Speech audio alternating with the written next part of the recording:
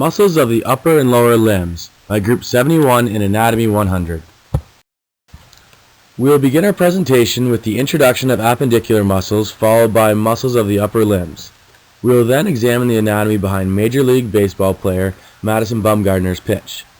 After that, we will take a look at the lower limbs, followed by the question portion of our presentation involving sports injuries. We will conclude our presentation with comparisons between the upper and the lower limbs. Appendicular muscles are muscles that control the movements of the upper and lower limbs and stabilize the pectoral and pelvic girdles. Did you know that appendicular muscles account for roughly 40% of skeletal muscles in the body? Appendicular muscles are the support bones of the appendicular skeleton. They are organized into groups based on location or the skeletal structure it moves. Upon stimulation, muscles exert force or contract on surrounding tissues and organs to facilitate the movement of limbs.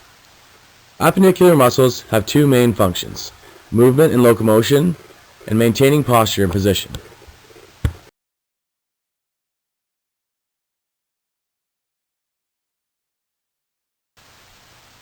Muscles of the upper limbs are divided into two groups. First, muscles that move the arm, and second, muscles that move the forearm and the hand.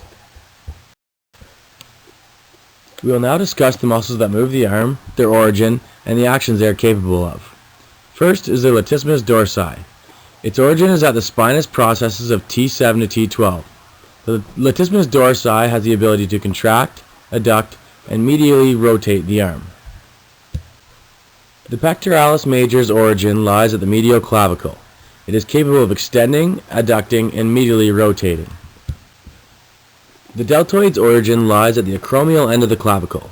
The deltoid flexes, extends, and rotates the arm both medially and laterally. The coracobrachialis lies at the coracoid process of the scapula and is capable of adducting and flexing the arm. The teres major's origin lies at the inferior lateral border and inferior angle of the scapula. The teres major is able to extend, adduct, and medially rotate the arm. The triceps brachii originate at the infraglenoid tubercle of the scapula and extend and adduct the arm. The biceps brachii originate at the supraglenoid tubercle of the scapula and flex the arm. The first rotator cuff muscle we will talk about is the subscapularis. It originates at the subscapular fossa of the scapula. It also stabilizes the glenohumeral joint and medially rotates the arm. The second rotator cuff muscle is the supraspinatus. It also originates at the subscapular fossa and stabilizes the glenohumeral joint. But instead of rotating the arm, the supraspinatus is responsible for abducting the arm. Another rotator cuff muscle is the infraspinatus. It originates at the infraspinous fossa of the scapula. Along with stabilizing the glenohumeral joint, it adducts and laterally rotates the arm. The last rotator cuff muscle is the teres minor. It originates at the upper dorsal lateral border of the scapula. Like every other rotator cuff muscle, it stabilizes the glenohumeral joint. It also adducts and laterally rotates the arm. From the anterior view of the human body, we can see some of the muscles that move the arm. The superficial muscles from this angle include the deltoid and the pectoralis major. The deep muscles from this perspective include the subscapularis, the coracobrachialis, the teres major, and the biceps brachii. From the posterior view, we can see more muscles that move the arm. The superficial muscles visible are the supraspinatus, the deltoid, and the latissimus dorsi. The deep muscles from this perspective are the supraspinatus, the infraspinatus, the teres minor, teres major, and the triceps brachii.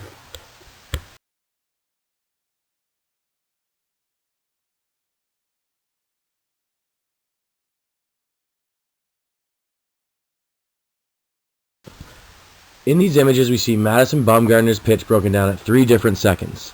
At the beginning of his pitch, we see his subscapularis medially rotating the humerus. 1 second later, his supraspinatus abducts the humerus. Finally, as Bumgarner widens down, we see his infraspinatus and teres minor laterally rotating the humerus. In this slide, you can see the muscles that move the forearm, their origin, and the action they make when they are put into use.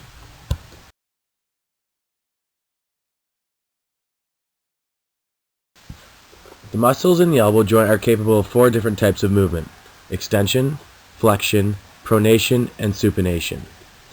The muscles involved in extension are the triceps brachii and the anconeus. The muscles involved in flexion are the brachialis, the biceps brachii, and the brachioradialis. The muscles responsible for pronation are the pronator teres and the pronator quadratus. The muscles involved in supination are the biceps brachii and the supinator. These 4 diagrams show all of the muscles that are responsible for movement in the wrist and the hand, and where they are located on the forearm.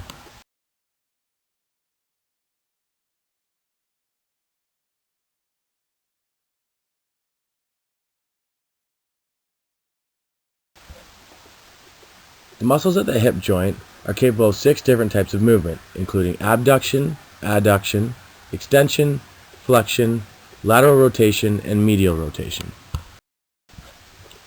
In these 3 diagrams, you can see the muscles that move the knee joint and the leg and where they are located on the lower half of the leg.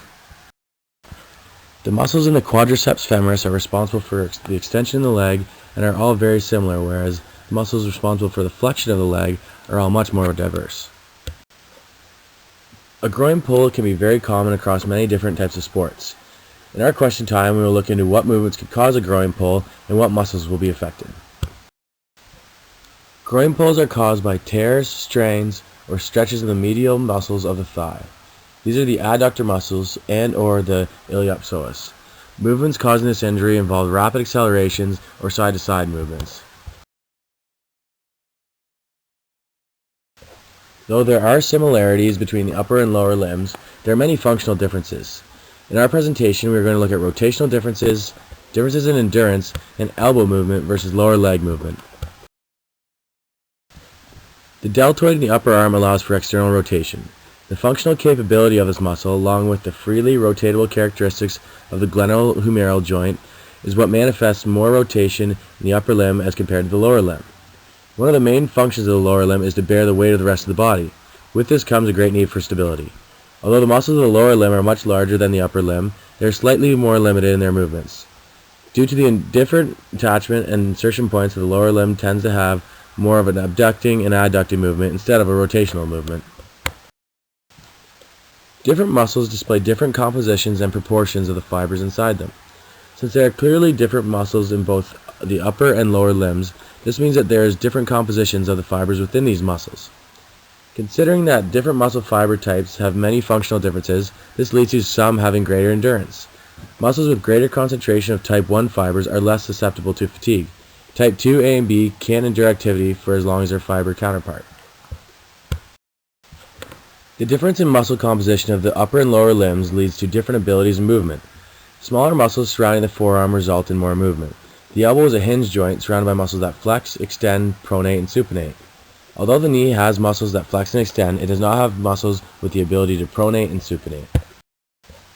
The muscles in the upper limbs are smaller, weaker, and much more flexible. They have a smaller surface of attachment to bone, along with a greater number of muscles. Lower limbs are thicker and stronger, with the ability to tolerate more pressure. The supportive roles of the upper and lower limbs are much different from one another. The upper limbs are specialized for manipulation, with fine motor skills and individual digit movement.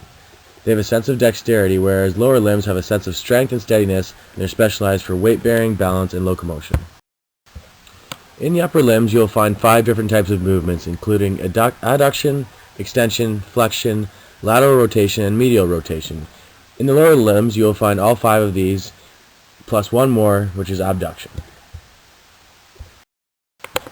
The upper limbs have a higher amount of type 2 muscle fibers, resulting in strong, short-lasting contractions. The lower limbs have much more type 1 fibers with high resistances to fatigue. There are many unique attributes to each muscle inside of our bodies. After completing this presentation, our knowledge of the different characteristics of muscles in the upper and lower limbs has increased tremendously. It is truly amazing how all of these unique parts come together to give humans the ability to live our lives.